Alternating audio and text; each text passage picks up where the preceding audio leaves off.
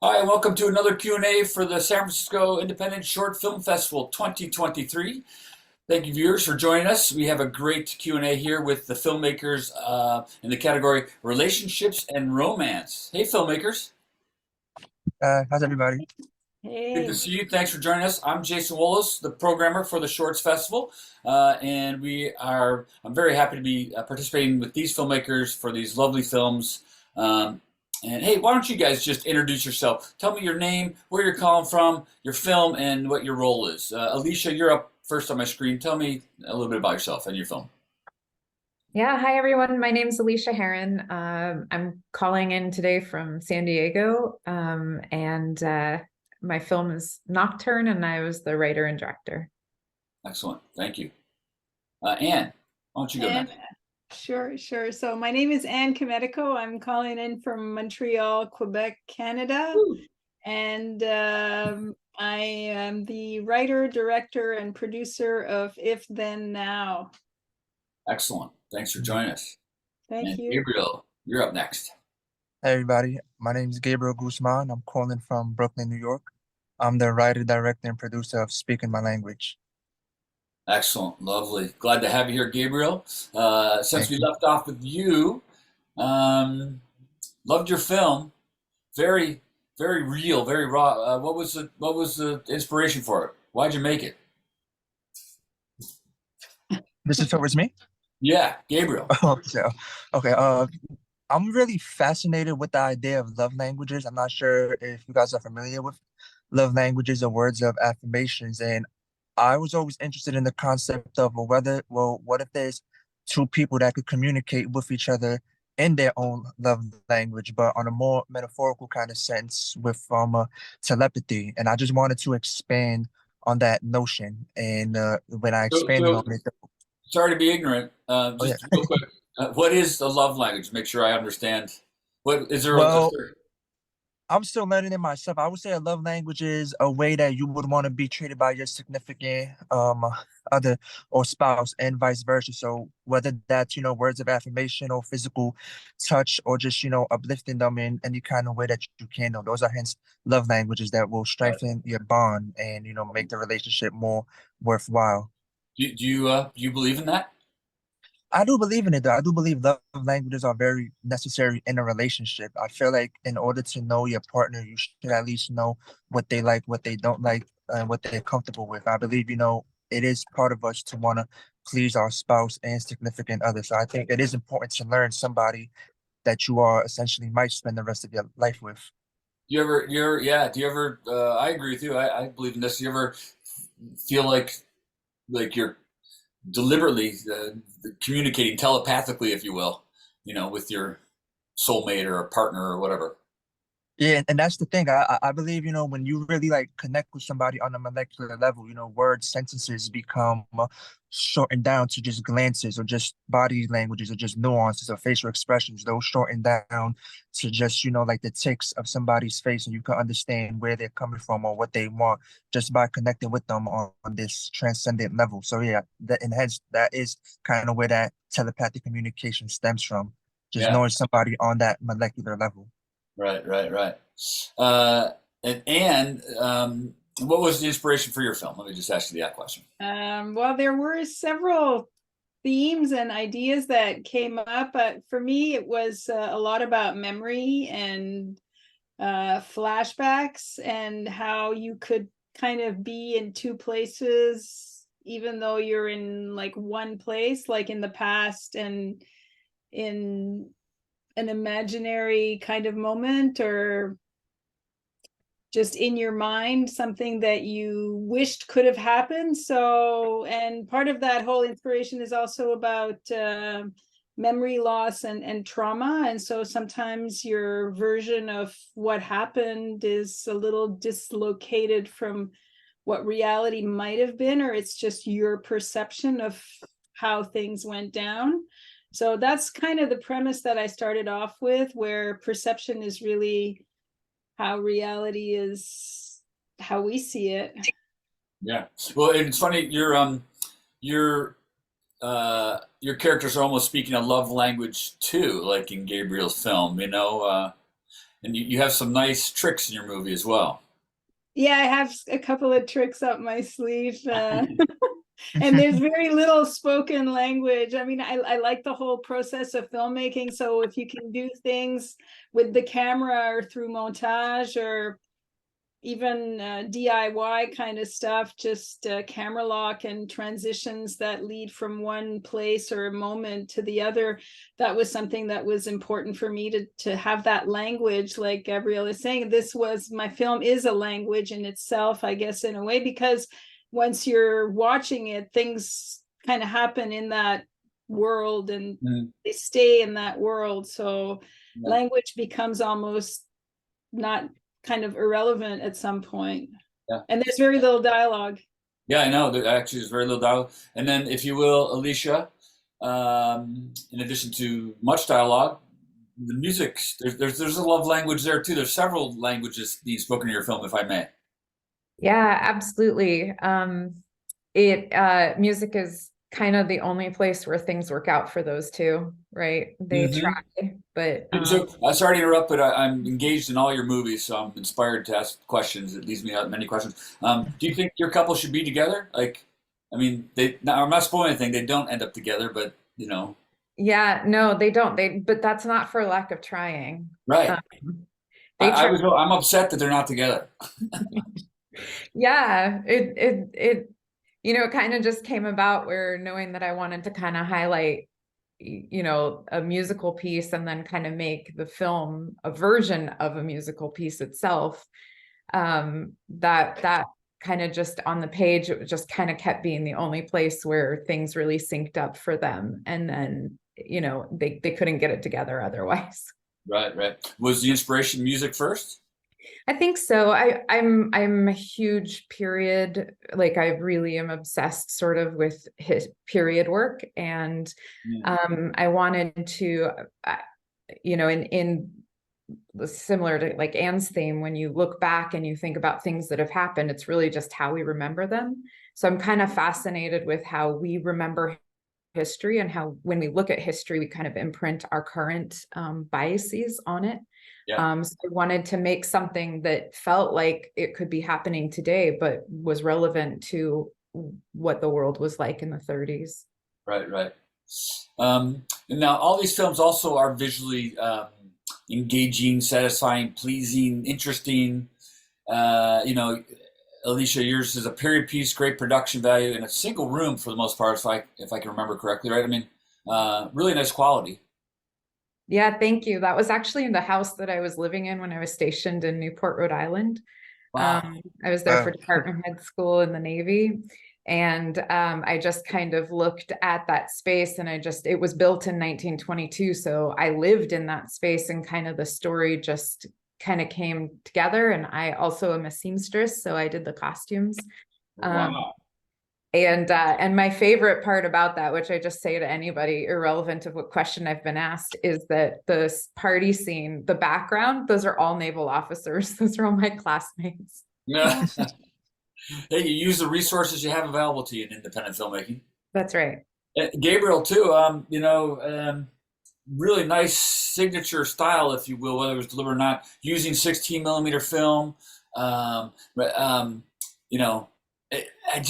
Your texture, your film was really lovely, real romantic, and kind of like Spike Lee. It had some It reminded me of Spike Lee.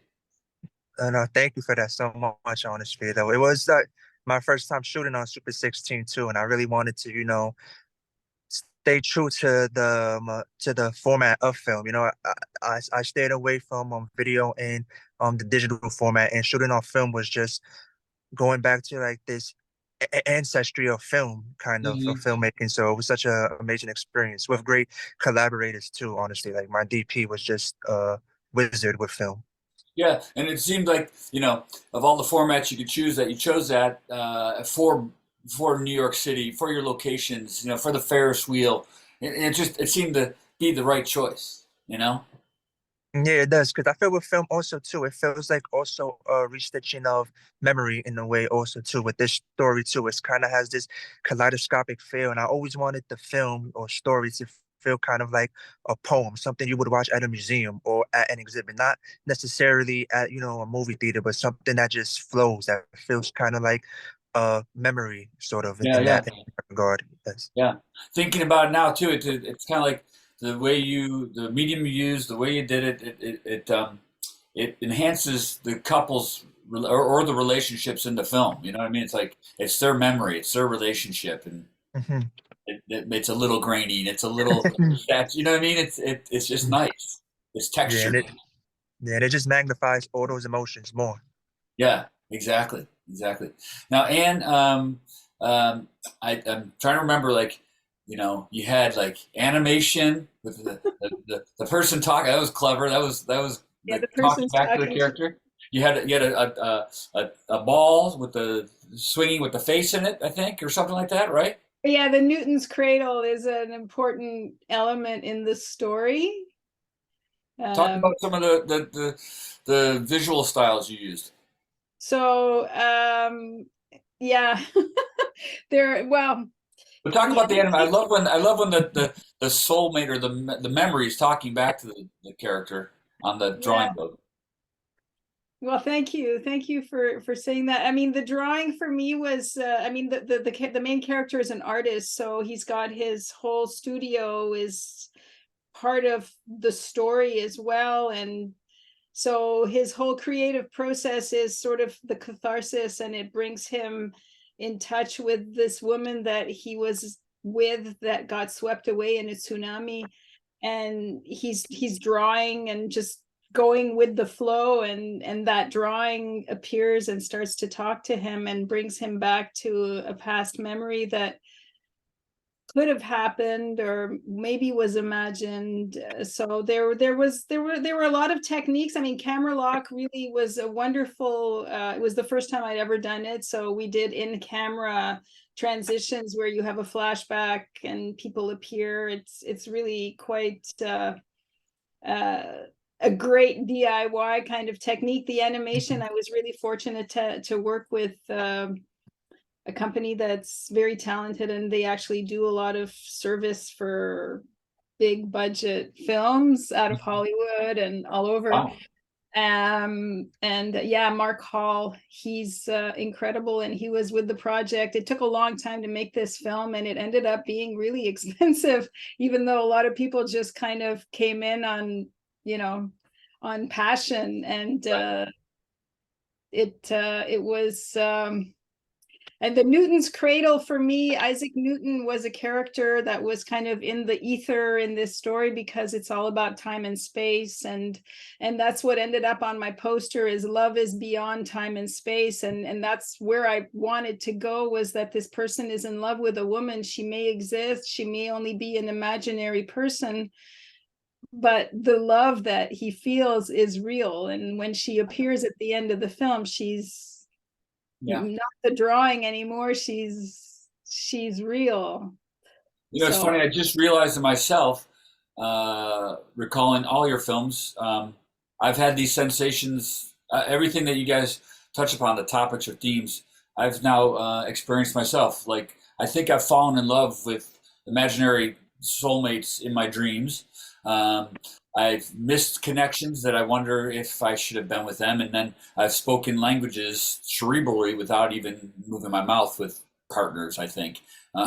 Anyways, too much of myself. Do you guys draw from real life experiences? Alicia, you it sounds like you drew from past experiences, possibly. Yeah, I think it's, the real core of Nocturne was like just that moment where you say something or you don't say something, and then you think about it for the rest of your life. And it's either regretful or, somehow you can kind of turn it around in your head, and at some point you hope that you can make peace with it. I definitely get haunted by memories of situations that I play over and over and over in my head. And Wow. I think that's the therapy. Yeah, So that was, I wanted to give him some kind of a catharsis. yeah, fascinating. Gabriel, how about you? Some personal Oh experience yeah. in the movie? I'm definitely gonna riff off of what um Alicia has said. It's definitely sort of like a catharsis and therapy. Also, I like to think of it in the way it may sound abstract the more I explain it though, but I like to think of it in a way where it's this shattered mirror, and I'm just taking these pieces of these shards and just gluing them back together to make the whole mirror again. So it is a cracked mirror though, but I'm seeing it through my own perspective. So it's kind of like I don't intend to, dig from my past or my experiences. It's just something that happens subconsciously. And then when you see it in the result, then you kind of like feel more closer to it. Like, oh, so like now I see where I pulled this from. It's to me, it's all subconscious at the moment until I see the final result and I see and I realize where I pulled these certain moments from. Yeah, yeah. So do you think, as a filmmaker, you learn something about yourself while making this movie, maybe? I Gabriel? think with I think with each project, I always learn something about myself, whether that be the story or whether that just be the nature of filmmaking. I always absorb something and take something with me. And with this project in particular, since it was 16 millimeter, and since I had a really good crew and cast. I just learned it was more of a holistic approach, not only to the story but to the craft as well. And it's something that I took with me going further on within my next projects. Excellent. And uh, past question too, personal Yeah. experiences within Oh, the 100%. movie?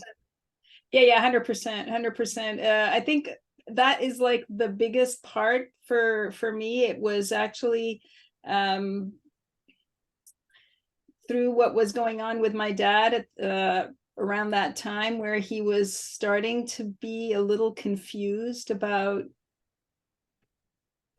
everything, and it got me thinking about spaces and public spaces and where you are. And I mean, the inspiration came from the fact that he was confused. One day we were at the hospital and he thought we were at the airport, and it got me thinking, and I thought, these are spaces that look alike, and there's no difference between a door with a number in a hallway. You could be in a hotel, you could be in an airport, you could be in a hotel or a hospital. It's all the Right. same difference. And so that kind of merged into this whole idea with the trauma of a natural disaster, which is what happens in the film, where this huge wave just sweeps away everything that's in his life, the woman that he loves. So yeah, that was And did you learn something from this particular film, making this film? yeah, I did learn something really interesting, actually, that my intuition is probably the biggest tool I have in my toolkit. And if I listen to it, I can go to places that are just unbelievable with my team, the people that come on board, the actors and the crew. And sometimes I would see myself doing things that I didn't really analyze or understand at first, and then I look back at it and I go, yeah, wow, it was intuitive. It was just on in that flow kind of space where imagination drives Yeah, the nice. person. Yeah, agreed. Well said. Um, so we have time for one or two more. Anne, do you have a favorite moment while making your movie, or do you have a favorite scene in your movie, and do you have a favorite moment while making the movie? Either or both.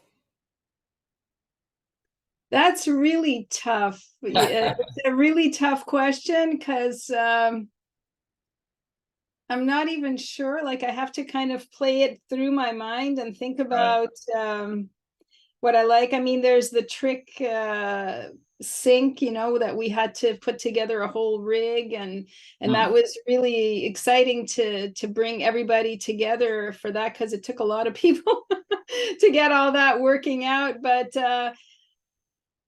Yeah. even there's one scene where he's looking into a puddle of water because his drawings have been blown out of the studio and the paper is in a puddle of water, and all of a sudden in the puddle of water you see the image of the woman, but it's not a puddle of water.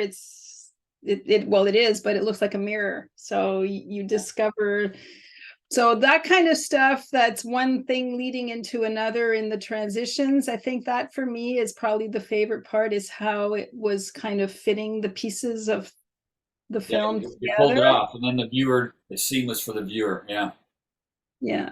right on. Gabriel, do you have a favorite scene of your movie, and then or maybe a favorite movie making moment?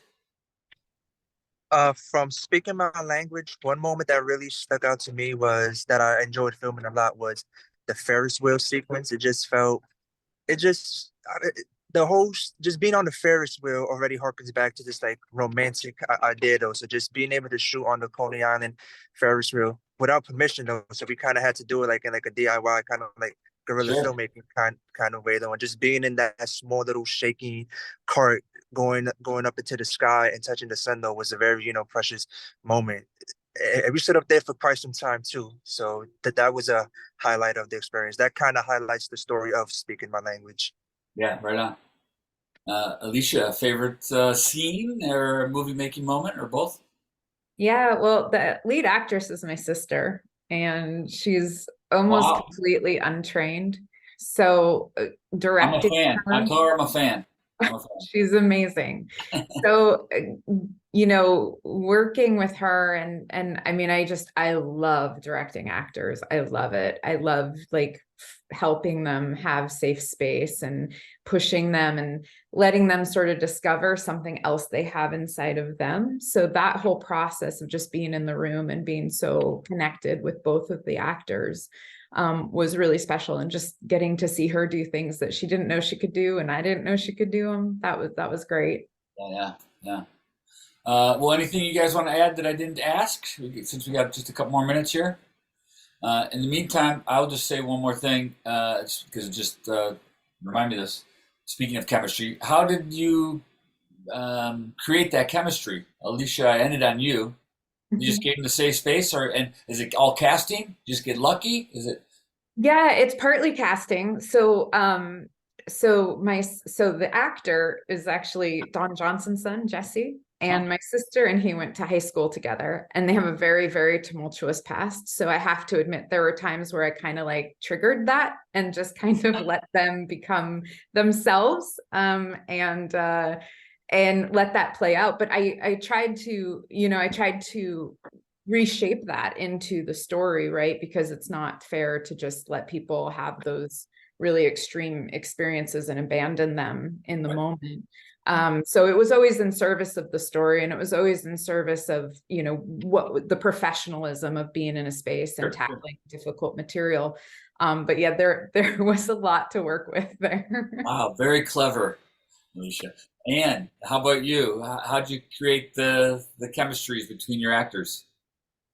Um, Just lucky? Got I professionals? no, well, yeah, I mean, yes, and yes, I was very lucky. I was very, very, very fortunate to the person that plays Jacob is he got the character even more than I did at first. And so that's what I mean about intuitive. He just riffed with it and he was like, yeah, I totally get it, and I was like, wow, they really, intuitively get it. Yeah, So it really wasn't it was a gift, yeah. honestly. As, I as can't say Hitchcock, more as about that. Hitchcock, yeah, Hitchcock said something like, "Isn't casting like 80% of it or 85% of it?"